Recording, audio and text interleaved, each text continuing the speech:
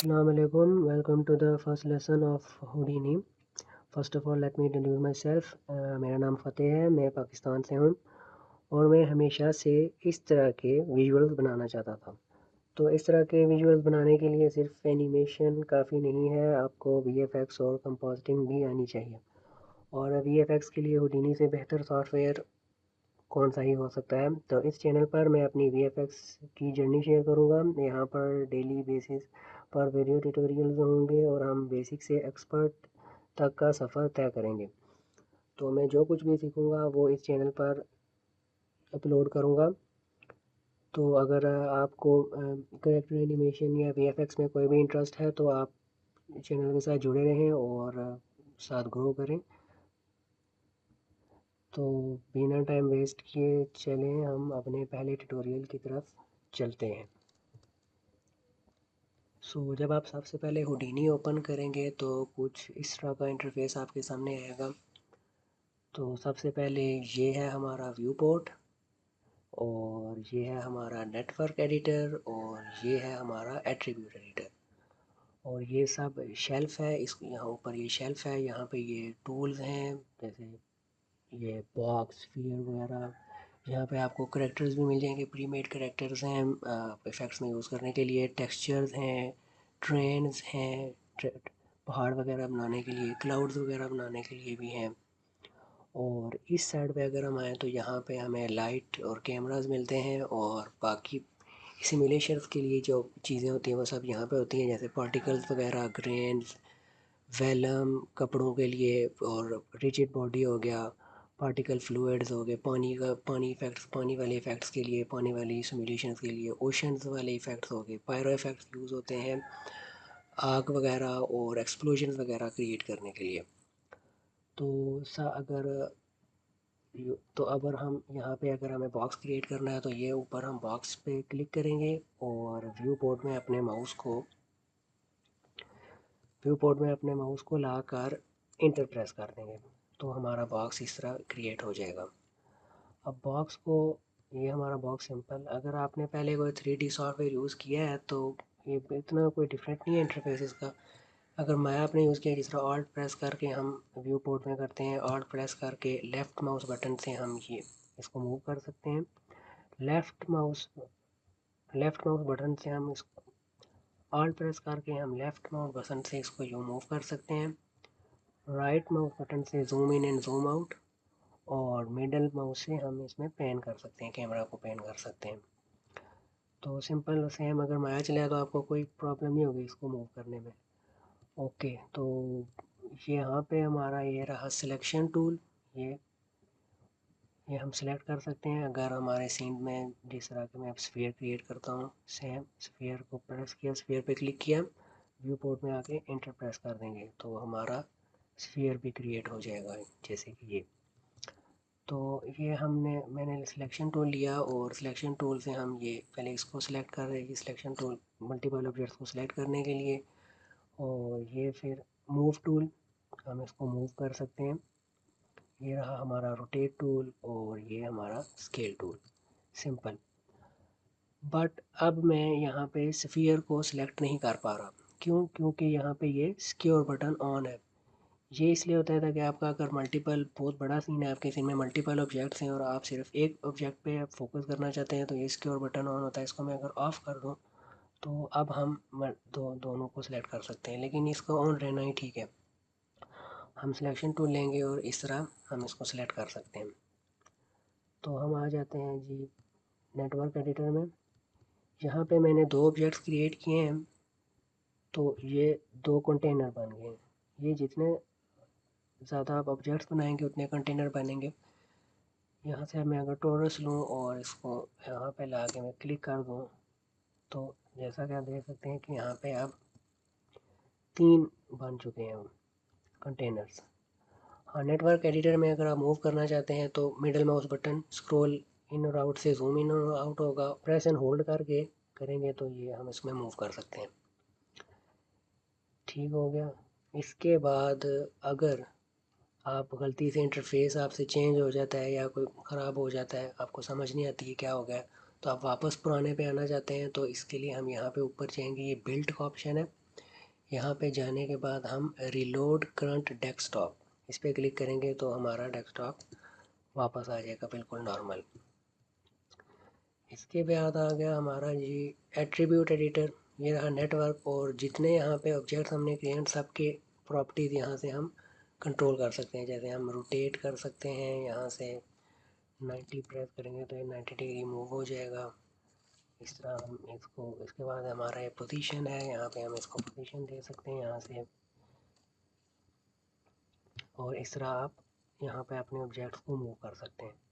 आप जिस तरह आप, वो हमारा बॉक्स गुम हो गया, हमें नहीं पता किधर गया है, तो अगर आप चाहते हैं कि आप उस पर फोकस करना चाहते हैं और आपसे कोई ऑब्जेक्ट इस तरह गुम हो जाते हैं, तो आप उनको वापस फोकस में लाने के लिए क्या कर सकते हैं, आप उनको ये कर सकते हैं कि यहाँ पे या तो यहाँ पे क्लिक कर लें, नहीं तो यहाँ पे बॉक्स पे क्लिक करेंगे। हम अपने नेटवर्क एडिटर में बॉक्स पे क्लिक करेंगे और व्यू पोर्ट में आके शिफ्ट स्पेस और जी प्रेस करेंगे, तो हमारा जहाँ पे भी बॉक्स होगा हमारा उस पर फोकस हो जाएगा।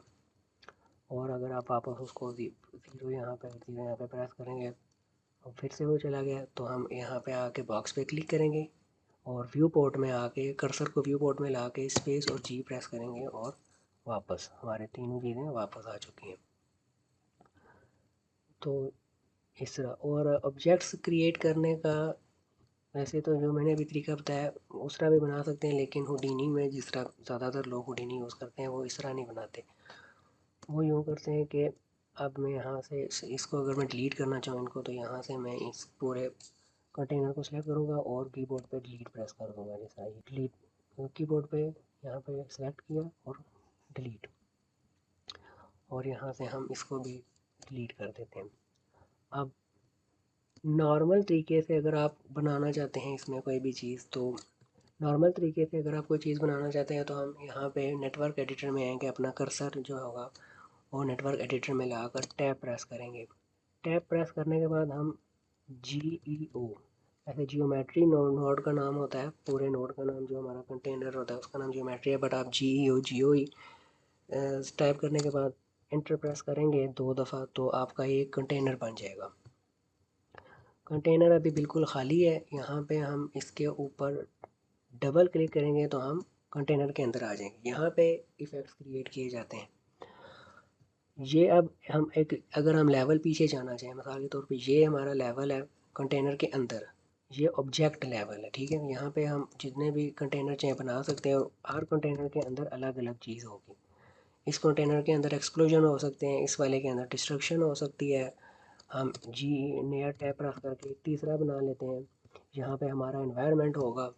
तो आप जितने आपका कम्प्लेक्स इफेक्ट होगा ये उतने ज़्यादा होंगे, और हर एक कंटेनर के अंदर इफ़ेक्ट का अलग पार्ट होगा। तो हम अपने पहले कंटेनर जो हमने बनाया था उसके अंदर आ जाते हैं। आप इसको रीनेम भी कर सकते हैं, यहाँ पे क्लिक करें और इसका नाम आप ग्रिड रख दें या स्फीयर, जो भी आप इसके अंदर बनाएंगे उस हिसाब से आप इसका नाम रख सकते हैं। तो हम डबल प्रेस करके इसके अंदर आ जाते हैं और तो अगेन हम प्रेस करेंगे टैब और स्फीयर। स्फीयर हम स्फीयर टाइप करने के बाद एंटर प्रेस करेंगे 2 दफ़ा और हमारा स्फीयर क्रिएट हो जाएगा। तो अब ये रहा हमारा स्फीयर, और यहाँ पे आप देख सकते हैं इस स्फीयर की प्रॉपर्टीज़ अलग हैं, और जब हम ऑब्जेक्ट लेवल में वापस जाएंगे तो यहाँ पे इसकी प्रॉपर्टीज़ अलग हैं, क्योंकि ये कंटेनर की प्रॉपर्टीज़ हैं। अब हम, ये पूरा ग्रुप भी हो सकता है, या इसके अंदर एक पूरी बिल्डिंग हो सकती है, या इसके पूरा सीन हो सकता है, और वो पूरे सीन को हम यहाँ पे बाहर ऑब्जेक्ट लेवल में आके यहाँ यूँ करके मूव कर पाएंगे या उसे स्केल कर पाएंगे, जो भी आप करना चाहें। लेकिन इफ़ेक्ट को अगर आप करना चाहते हैं उसके साथ, और उसको बनाना चाहते हैं उसके साथ जो छेड़छाड़ करना चाहते हैं, तो आपको इसके अंदर आना पड़ेगा। जो भी आपने जो उस कंटेनर के अंदर आकर वहाँ पे आप इसके साथ आप कर सकते हैं। अब यहाँ पे मैं अगर स्फीयर का रेडियस 0.5 है तो मैं इसे 1 कर देता हूँ, तो यहाँ पे ये इसका फिर हो जाएगा, इसका रेडियस बढ़ जाएगा। हम इसका स्केल बढ़ा सकते हैं, यूनिफॉर्म स्केल हो गया। इसके बाद जो भी आप इसके साथ करना चाहें, बाकी हम आगे सीखेंगे, लेकिन फ़िलहाल इतना ही। आप इजी इजी चलें, अभी पहला दिन है, तो इस तरह हम इसके अंदर बना सकते हैं। उसके बाद हम लास्ट चीज़ ये है ये आपको नज़र आ रहा होगा, ये ब्लू टिक और ग्रीन टिक।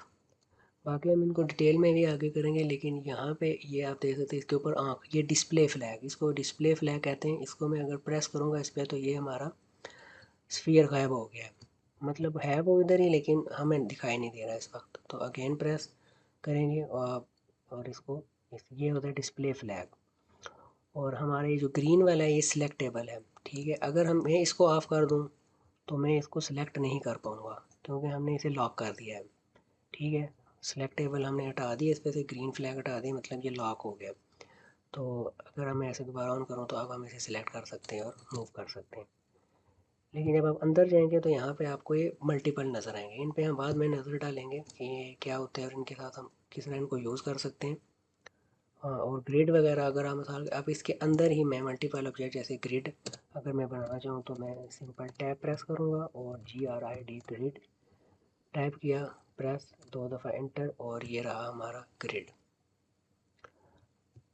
हमारा ग्रिड भी, लेकिन अभी नज़र क्यों नहीं आ रहा, क्योंकि हमने यहाँ पे इसके ऊपर डिस्प्ले फ्लैग ऑन है, इसका डिस्प्ले फ्लैग ऑन है। तो जिस चीज़ का डिस्प्ले फ्लैग ऑन होगा हमें सिर्फ वही दिखेगी। अगर मैं इसके ऊपर दबाऊँ ग्रिड को तो अब हमारी ग्रिड भी हमें दिखाई दे रही है, लेकिन हमारा स्फीयर हमें दिखाई नहीं दे रहा, क्योंकि हम अभी ऑब्जेक्ट लेवल में नहीं है, हम कंटेनर के अंदर हैं। और कंटेनर के अंदर जिस चीज़ के ऊपर जिस चीज़ का डिस्प्ले फ्लैग ऑन होता है हम सिर्फ उसे ही देख सकते हैं, बाकी चीज़ों को नहीं। जैसे ऑब्जेक्ट लेवल में हम मल्टीपल चीज़ों को देख सकते हैं, मल्टीपल ऑब्जेक्ट्स कंटेनर्स को देख सकते हैं। अब इसके इसके अंदर अगर मैं आगे स्फीयर क्रिएट करूँ तो फिर हमें अगर बाहर जाऊँ तो हमें स्फीयर दिखाई देगा। इसको ऊपर ले आता हूँ, ये अब हमें स्फीयर दिखाई देगा। ये ऑब्जेक्ट लेवल में ही हो सकता है, लेकिन जब आप कंटेनर के अंदर चले जाते हैं तो वहाँ पर आपको जिस चीज़ के ऊपर डिस्प्ले फ्लैग ऑन होगा आपको सिर्फ वही चीज़ दिखाई देगी। सो या that is all for today. और बेसिक इंटरफेस और ग्रिड और कंटेनर और बेसिक इंटरफेस का हमें पता चल गया। बाकी अब हम नेक्स्ट क्लास में इंशाल्लाह सीखेंगे।